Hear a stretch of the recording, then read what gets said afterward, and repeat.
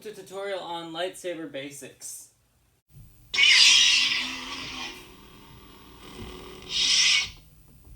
This tutorial is all about basic positioning with your lightsaber and yourself, understanding basic flow, and of course, knowing how to move properly. When it comes to lightsaber spinning, you need to understand basic surroundings. This is key to understanding how to use your lightsaber properly and how to maintain your stance without hitting anything or yourself. If you know and understand your surroundings, then you can use those to your advantage. Consider your blade as an extension of your body. That's how most Jedi actually use their lightsabers. When you watch people dueling, do you think they're looking at their blade as they're doing flourishes or hitting or anything like that? No, not at all. Only if they're in a tight situation and they're trying not to hit anything, so they're trying to focus on that. There's no other reason. If you are looking at your blade, you're not paying attention to literally anything else around you. Meaning, you're going to end up hitting something at some point. If you're looking in front of you and around and just understand how you're moving, no issues whatsoever. Don't even have to look. You can blindfold yourself. You won't worry about missing. Then you're golden. You're great. When it comes to saber.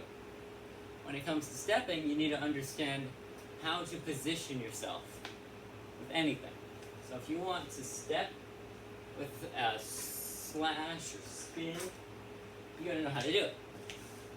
So, for example, if I want to do an Obiani, but step forward and come around and slash out, I gotta know how to do that without making myself fall over. So, Obiani, and then say I'll step, so I'm going to use since I'm left-handed, I use my right leg as my non-dominant leg. If you're right-handed, use your left leg. I'm right-handed, so just use your non-dominant leg, or the leg on the side of your non-dominant hand. And then dominant. So I'm going to say dominant leg to refer to the leg on the same side as your dominant hand, and non-dominant leg to refer to the other leg, or where your non-dominant hand is. So, when stepping, you're going to have any kind of move you're doing. Say you don't know the Obiani yet, so you're going to do a figure eight. That's basics. Have your hand close to yourself, you're good. Now, if you want to be able to turn with the blade, that is where you need to understand how to stand. Because if you stand wrong, you're going to trip and then fall and hurt yourself and maybe break something around you or your blade. And that's not fun. Not at all. For example, I'll do the Obiani. The Obiani, if I want to step, I'm going to use my non-dominant leg. As you can see. And flourish. Step with the non-dominant leg like this. Now see, I cross my legs for a second. That is where I need to move quickly. So I'm like this, step, but now I'm going to take my dominant leg and turn with it. So it's a pivot. So the moment you step with your non-dominant leg, pivot on that leg and turn with the other. So watch. Step, pivot, and I slash out. This is now, I'm back where I want to be, which is my legs have no issues whatsoever. With that being done, you should understand how to position your legs when it comes to stepping forward. Stepping backward is just a little bit different, unless you just want to be able to just step back. If you're trying to turn away and spin, now you're using your dominant leg, and you're going to take your arm with the blade and turn that the opposite direction. So I have it in my left hand, so I'm going to turn right and step with my left leg, to the right. Like this. See how I am? And this is perfect to get away and keep yourself out of distance because you're moving quickly. See? People also use this as when they have their blade under their arm and they turn away. It looks cool and it's also really good, especially if you know how to do it more than once. So if you know how to do it like this, perfect. Because now, you're like this, you turn once. Already you're in a good distance. You want to keep moving, take your non-dominant leg as you are. You can be like this if you want to. And you're going to step this and position yourself once again. So I'll show you. Look. Blade. I'll step. I'm already where I want to be. And I'll turn again and step out. My non-dominant leg is in front of me right now. So if I want to fix my position, I can just step forward with some kind of movement, or I can stay where I am and then use some other kind of trick to stay and get back to where I want to be. So again, just a quick spin away. Here you are. Just make sure your legs are in some way just spaced out from each other. So I stand like this, it looks like my legs are crossing, but I'm like this. Nothing to worry about. Keep in mind, when spinning a lightsaber or any kind of sword or whatnot, your surroundings are like a sphere. So where you can swing is an entire sphere around you. It's not just you're in front of yourself so you can only do spins like this. You can spin around you, go above yourself, turn with it, anything. Just understanding basic movement is all it takes, and also understanding your surroundings. Again, never look at the blade unless you're in a tight situation. For example, imagine I'm spinning a lightsaber, and I get a little too close for comfort to the camera. So now I'm looking at the blade and the same area, and making sure I'm not going to hit anything.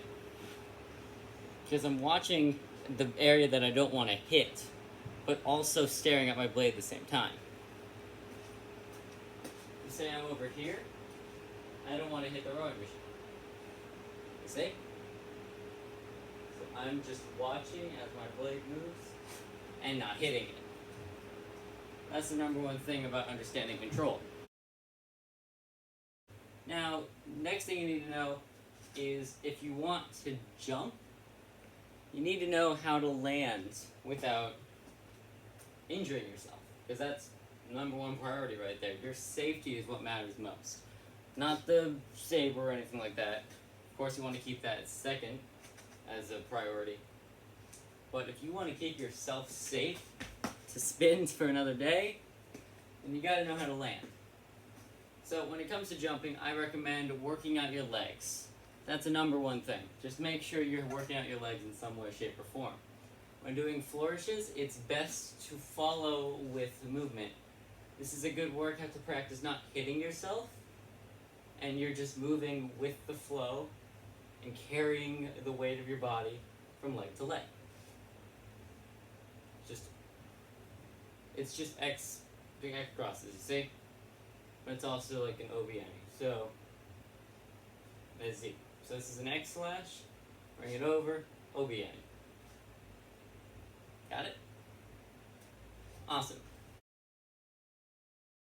When going diagonal in a jump or spin, knowing how to position yourself is the number one key. So, if you want to just jump to the side, I recommend jumping and landing on the leg closest to that side. So if I want to jump to the right, my right, I jump and land on my right leg first. So I'm jumping to the right.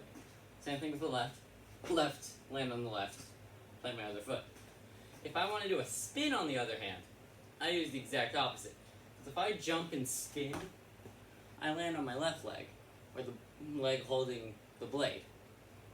Because that's the best way, because if I did a spin and landed on my right leg, you're not going to be in the best position. because you're applying pressure with your right leg to push yourself over. That's one thing, because in order to move yourself, you gotta know how to spin. You don't apply pressure to your left leg and spin. That's very bad. If you want to spin to the right, you turn, or you apply the pressure to your right leg and catch yourself with the other. And if I want to go to the left, I'll take my left leg and apply pressure and land on my right leg. There you go.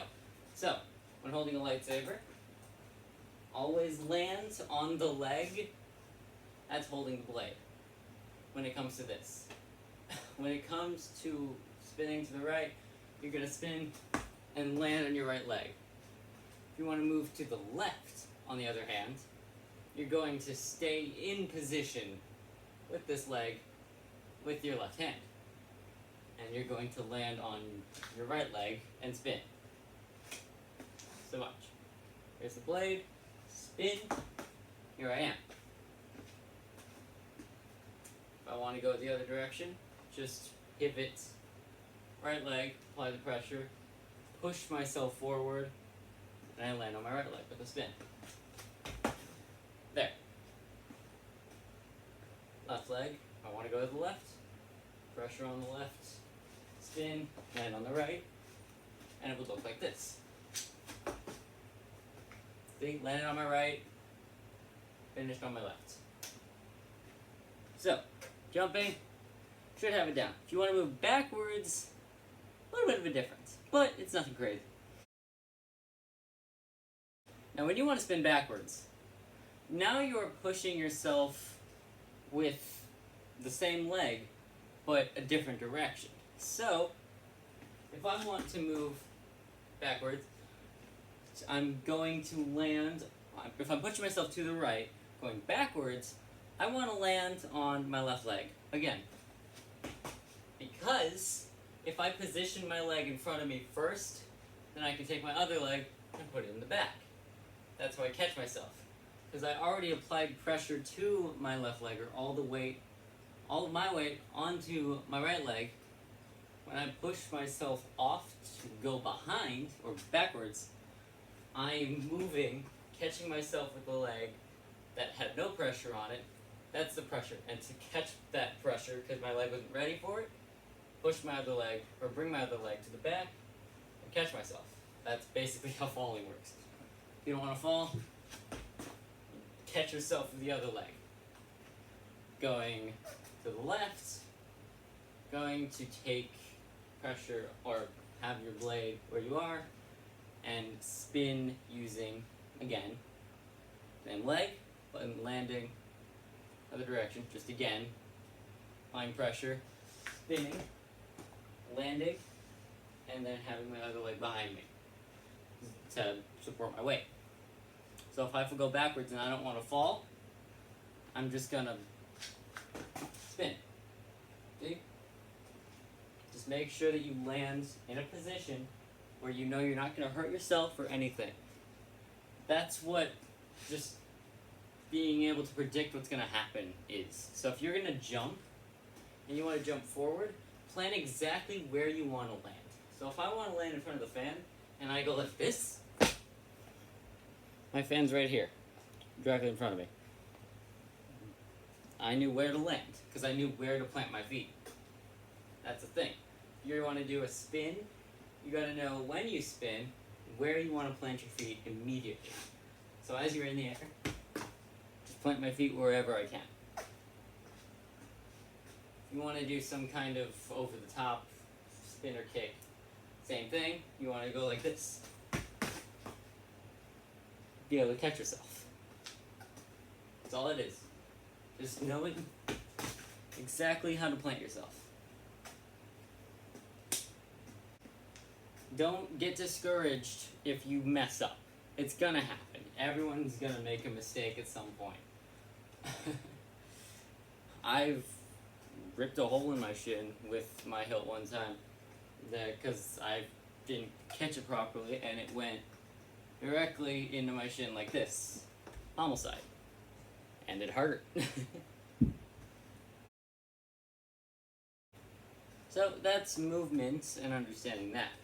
Knowing control, same thing, you know how to move, keep yourself from hitting your environment, and all that. If you're practicing indoors. If you're practicing outdoors, that's when you can best go ham and like do whatever. Like, feel free to move however you please, whatever speed. But I recommend if you're starting out right now, take it slow, like as slow as you can go. So it's like, if you can go fast, like take it as fast as you can, but not where it's like you're gonna have an issue. So for example, when I started out and I wanted to start learning how to do like the obiani, I went slowly. Is it? Just slowly. And eventually, I started speeding myself up because I understood the muscle memory. And now, here I am being able to do this. Work with speed that you can actually handle first. With the basics out of the way, now, let's talk about actually understanding flow. First of all, if you know how to use a lightsaber with two hands, then you can use it in actual, or like a regular lightsaber. So for example, if you've spun a bow staff before, and you know how to spin a staff, you can implement that into a single blade lightsaber. And it can look cool if you know how to use it properly. If you know how to do like Ray Park's staff spin, implement that. Now, we've got movement down. Let's talk about transitioning into certain flourishes. So, for example, the best and most versatile trick that you can use is the obiani. Because where you are, no matter what, you can always stop where you are and have some kind of movement that involves a completely different trick. For example, if I'm doing the obiani and I want to move to another trick, I can just turn. There I am, doing a reverse figure eight. If I want to attack while doing an obiani, just a quick, there you go. Quick movement. You always are in a point where you can move your hand freely into another trick. That is the best way to understand how to transition into certain other flourishes. Because you go from the obiani, when you're back at the starting position, you can do anything else. So I can do a single obiani, and then I'm here, and I can just like, I don't know if I want to go like this. Back to the obiani. There you go. If I want to do the obiani, bring it around, and then bring it behind my head and turn. I can do that too.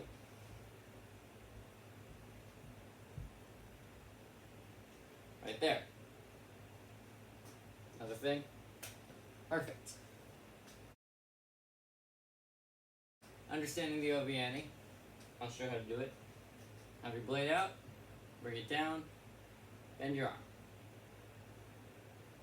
This is the best way you can start out.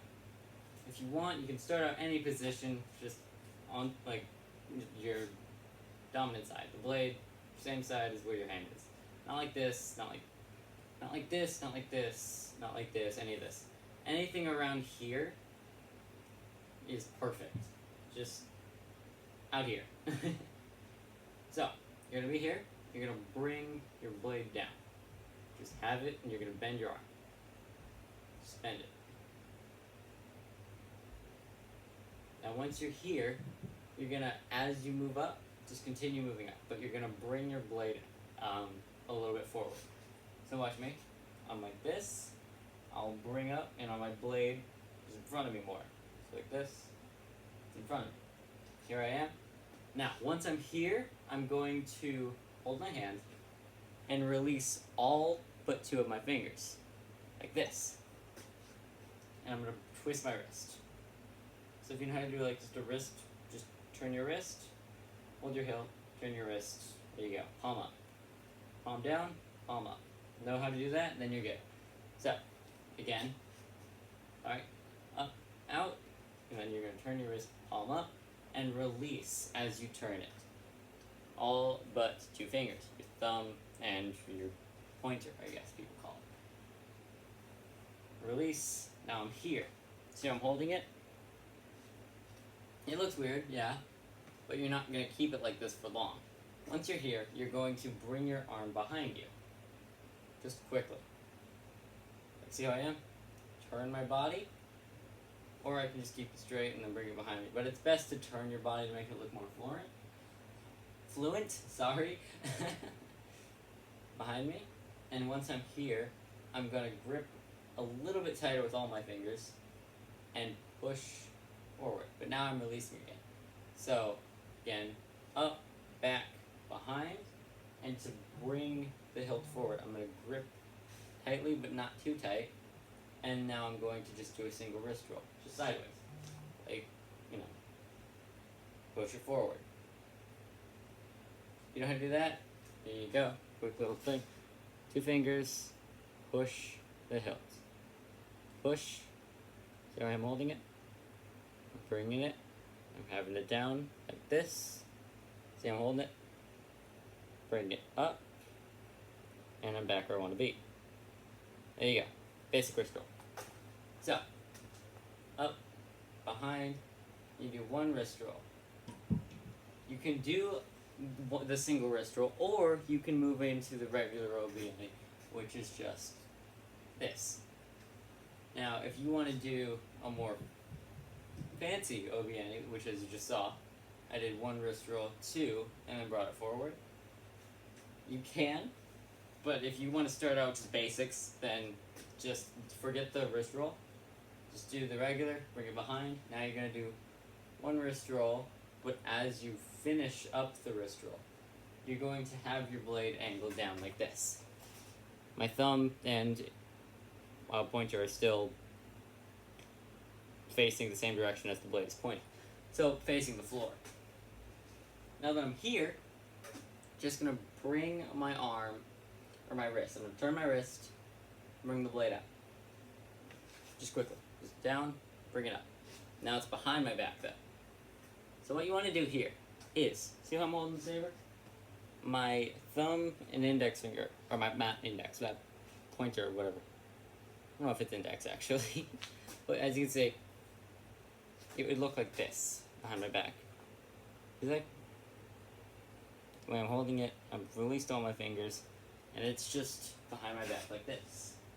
Now, if you want to move without worrying about hitting your head, just angle your blade down a little bit. It's not going to be that noticeable that much. I usually have it down here if I'm going really fast. I don't go all the way up. It's kind of bad. So, you're going to do the roll, catch yourself here, have your blade, and you're going to bring pommel first forward in front of your body. And bring the blade up. So again, just have it behind me like this, bring it forward in front of me, and I'm back at my starting position. Here you go. Forward, back where I was. And I can just keep going. And that's why it's called the obiene, or the senseless spin. That's why, because it's like, once you get it down, there's like, you can just stand there and do it and not think about it. Sometimes I'll just walk around and talk doing it. Like, there's no issue with it. One more time for the obiene. Have it like this. Bend your arm, bring it out, bring it back. One roll, find your back, forward, and out. Back where you want to be. So, we're basically through all of the basics of understanding how to use a lightsaber and understanding movement with it. But that doesn't mean that you're done altogether. There's definitely a bunch of other stuff that you could definitely learn. For example, any kind of trick that you can implement into your movements, always great. If you want to know how to move in something, for example, if I want to have a reverse obiene and then just spin along with it, I can do that. It's useful and it works great. But I have to understand how to move with it. Because when I do it, if I want to have it where I go from regular and just swap straight to reverse grip, I gotta be quick with that. That's all about timing and knowing how to move your fingers in the way you need them to. Back, reverse grip. If you want, you can move quickly with it, but it's not the coolest. It's always something. If you want to be quick with it, you need to know how to move.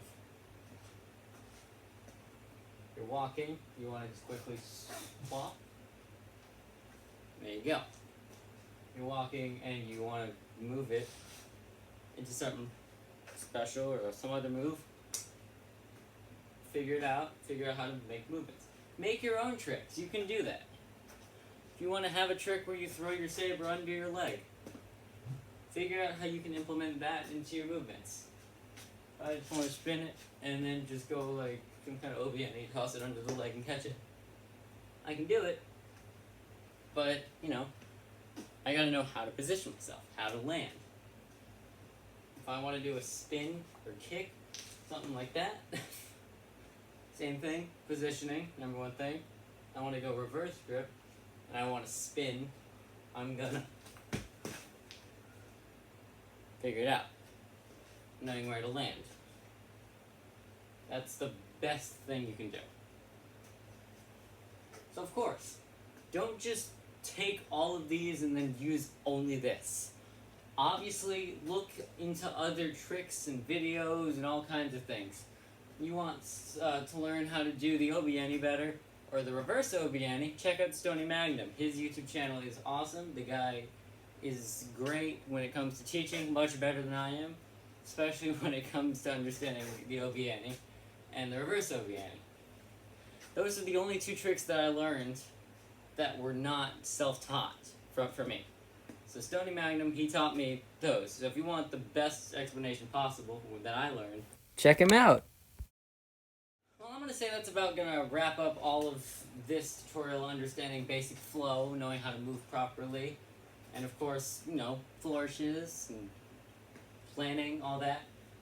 All of this is basics to understanding lightsabers. So, hopefully, you guys have learned something new and are practicing and maybe interested in trying out for lightsaber spinning in some way, shape, or form. It's completely up to you. You do not have to. No one's forcing you. No one's doing anything. If you did like this, maybe consider liking the video and saying what else you'd like to see in the comments. I greatly appreciate it. I'm always open to suggestions. I'd love to respond to people and just do what I can for you guys. I'd love to. And you don't have to, but if you like what you've seen so far and you want to see more, please consider subscribing. And once we hit 100 subscribers, I'll be posting a full tutorial on how to move to an actual video that I posted on TikTok a while back. So, if you're interested in that, yeah, I greatly appreciate it. But, anyway, practice your basics. You guys have been awesome. I'm sorry this video got a little lengthy, but I think all of this is crucial to understanding lightsaber spinning. So, I'm going to say this right now. Thank you guys so much for watching. Hopefully you practice your basics. And if not, it's cool. May the Force be with you. See you guys. One last thing. This is super duper important. So, when you're starting out lightsaber spinning, make sure everything you practice on one hand, practice on your non-dominant hand as well. So you master both sides where you don't have any issues working with one flourish and then another on the other hand. That way you can work better with dual-wielding lightsabers and moving up in the ranks with other hilts. So, practice one hand, and then also two hands, and then also swap hands with whatever trick you do. You do an OBN in one hand, practice that OBN in the other. Number one thing.